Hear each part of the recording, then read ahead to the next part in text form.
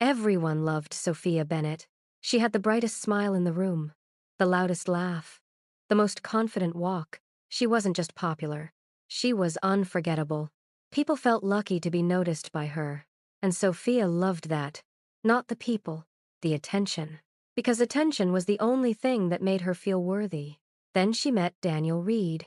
Quiet, kind, a good listener, the kind of man who made people feel safe. Sophia saw him watching her with admiration, and instantly, Daniel became important.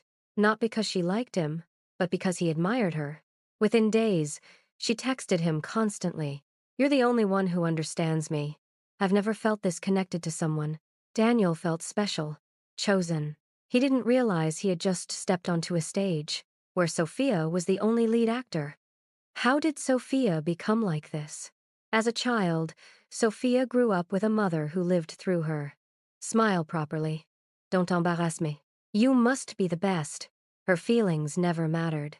Her image did. She learned early. I am loved when I look perfect. So she built a personality based on applause. And she never learned who she really was. Back to Daniel.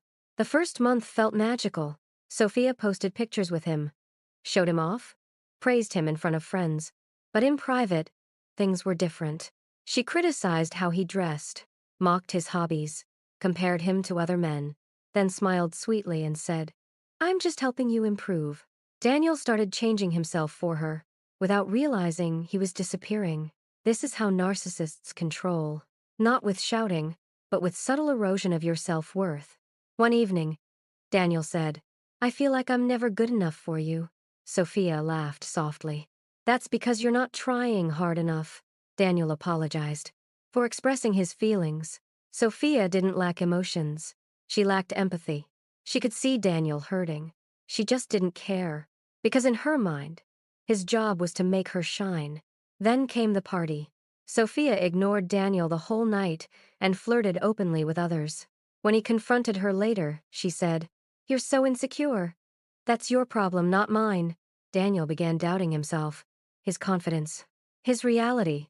This is called gaslighting. Eventually, Daniel became emotionally exhausted. He stopped arguing, stopped expressing, stopped being himself. And one day, he quietly left. No drama, no fight, just gone. Sophia was shocked, not heartbroken. Shocked, because someone walked off her stage without permission. Months passed. New people came, new admirers. But something felt different. They didn't stay long. They saw through her faster. The applause became shorter, the attention weaker. And for the first time, Sophia felt invisible. She sat alone one night, scrolling through old photos. Hundreds of smiling pictures, thousands of likes, but not a single real connection. And it hit her. She had spent her entire life performing, and never once living. This is where healing begins for a narcissist. When the applause fades, when the audience leaves, when they are forced to meet themselves without a mask. Sophia eventually walked into therapy, not because she thought she was wrong, but because she couldn't handle the loneliness anymore. And slowly, she began learning how to listen, how to care, how to see people as humans, not admirers, how to build a real identity. It took years, because she wasn't fixing behavior. She was discovering a self she never knew. If you ever meet someone like Sophia, understand that they are not confident. They are deeply insecure. And if you have ever been Daniel, remember, you were never not enough. You were just standing on a stage where love was never real. And you deserve a relationship where you are loved, not used as applause.